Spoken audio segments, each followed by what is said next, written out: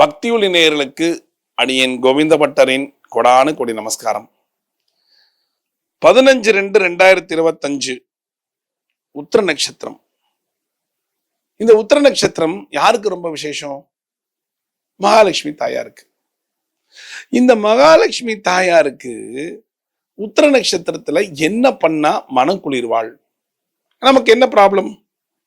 மனசு சரியில்லை, காசு நிற்க மாட்டேங்குது, தங்கம் சேர மாட்டேங்குது, நல்லா உழைக்கிறேன், உழைச்ச இடத்துல இருந்து பைசா வரல, ஏமாத்திக்கிட்டு இருக்கான், சம்பளம் வரல.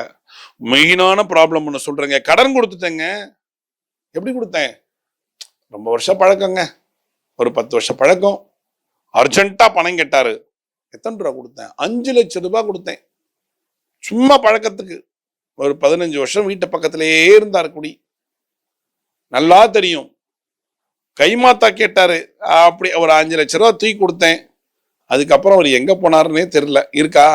எத்தனை பேருக்கு இந்த ப்ராப்ளம் இருக்கு? எனக்கு அடிக்கடி ஃபோன் வருது. இப்படிதான் 5 லட்சம், 6 லட்சம், 7 லட்சம், 8 லட்சம் எப்படிதான் கொடுக்குறாங்கன்னே தெரியல. கொடுத்துட்டாங்க. கொடுத்ததுக்கு அப்புறம் அவங்க பணம் கொடுக்கலன்னு இவங்க படுற லொல்லு இருக்கு பாத்தீங்களா? அப்பா சாமி, பாவம். ஏன் தான் இப்படி ஏமாத்துறாங்களோ தெரியல. அந்த பணம் வரணும் எனக்கு.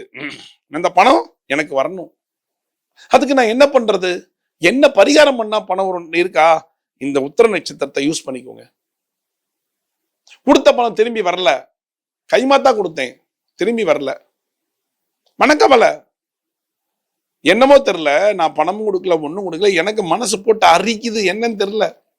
யாருக்கு என்ன தப்பு பண்ணேன், யாருக்கு என்ன துரோகம் பண்ணேன், மனசு சஞ்சலமா இருக்கு. அதுக்கு அடுத்தது நிம்மதியான தூக்கம் தூங்கி கிட்டத்தட்ட ரொம்ப நாள் ஆச்சு. அதுக்கப்புறம் எங்கங்க கஷ்டப்பட்டு சம்பாதிக்கிறேங்க பணம், ஒண்ணுமே நிற்க மாட்டேங்குது. நகை வாங்கினேன், சிறுக சிறுக சீட்டு போட்டு நகை வாங்கினேன், அடகு கடைக்கு போயிடுச்சு.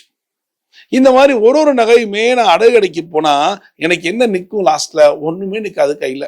எல்லாருடைய கவலைக்கு தானே. இந்த கவலையெல்லாம் போக்கி உங்களுக்கு நல்லது பண்ணணும் அப்படின்னு மகாலட்சுமி இறங்கினா மட்டும்தான் முடியும். ரைட்டுங்களா?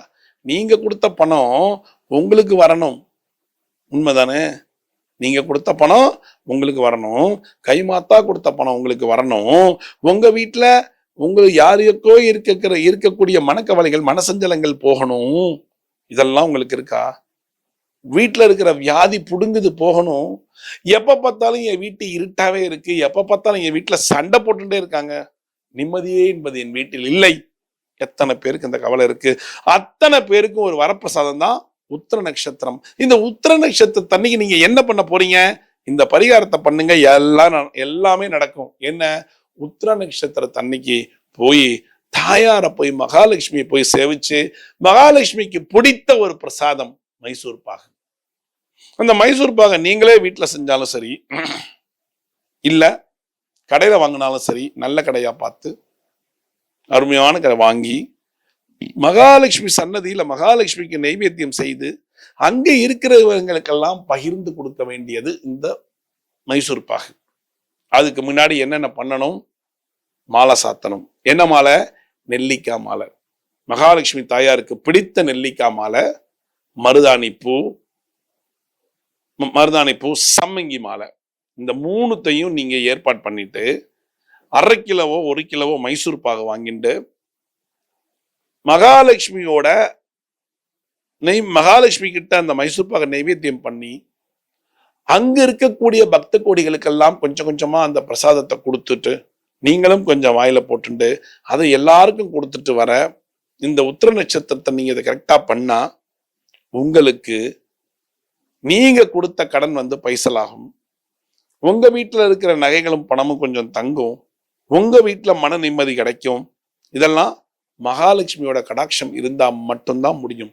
எல்லாம் பண்ணிட்டு வீட்டுக்கு போகும் பொழுது அந்த மகாலட்சுமி கையில இருக்கக்கூடிய கொஞ்சம் பூவை வாங்கிட்டு நேர எடுத்துட்டு போய் உங்க வீட்டு பூஜை ரூம்ல அந்த பூவை, மகாலட்சுமி தாயே, எனக்கு இந்த பட்ட கஷ்டங்கள் எல்லாம் என்னை விட்டு விலகி போக வேண்டும், நான் கொடுத்த பணம் திரும்பி வரணும் அப்படின்னு ஒரு வேண்டுதலை போட்டுட்டு அந்த பூவை உங்க வீட்டு பூஜை ரூம்ல கொண்டு போய் செலுத்துங்க. இது எப்ப பண்ண நல்லா இருக்கும்? சாயங்காலம் 6 to 7. 5ல இருந்து வச்சுக்கோங்களேன், 5ல இருந்து 7க்குள்ள இந்த விஷயத்தை நீங்க பண்ணீங்கன்னா இப்ப மகாலட்சுமி கடாட்சம் கிடைக்கும். அப்ப இந்த பூவை எடுத்து கொண்டு போய் உங்க வீட்டுல வைக்கும் பொழுது ஒரு விளக்கேற்றி அந்த பூவை வைங்க. மகாலட்சுமியை மனசார வேண்டிக்கோங்க. ஓம் நமோ மகாலட்சுமி நமகங்கிற மந்திரத்தை 9 முறை சொல்லி, என்னுடைய கடனெல்லாம் போகணும், என்னுடைய கடனெல்லாம் எனக்கு வரணும், நான் வெளியில கொடுத்த பணம் எனக்கு வரணும், எங்க வீட்டுல எப்பொழுதும் மகாலட்சுமி கடாட்சம் சுபீட்சமாக இருக்கணும்னு ஒரு வேண்டுதலை வச்சுக்கிட்டு இந்த உத்திர நட்சத்திரத்தை நீங்க பண்ணுங்க. அவ்வளோ அருமையா இருக்கும். பண்றீங்களா? சிம்பிளான விஷயம் தாங்க. உங்க வீட்டு பக்கத்துல கோவில் இருக்கு, போங்க, போய் சேவிச்சுட்டு வாங்க சுவாமிய. மகாலட்சுமியை மனதார தொழுங்க, மனதார வேண்டிக்கோங்க. நீங்கள் கேட்டதெல்லாம் கொடுப்பதற்காகத்தான் தயாராக உட்கார்ந்து கொண்டிருக்கிறாள் மகாலட்சுமி. ஒரே ஒரு விஷயம்தான், ஓம் நமோ மகாலட்சுமி தாயே சரணம் சொல்லுங்களேன்.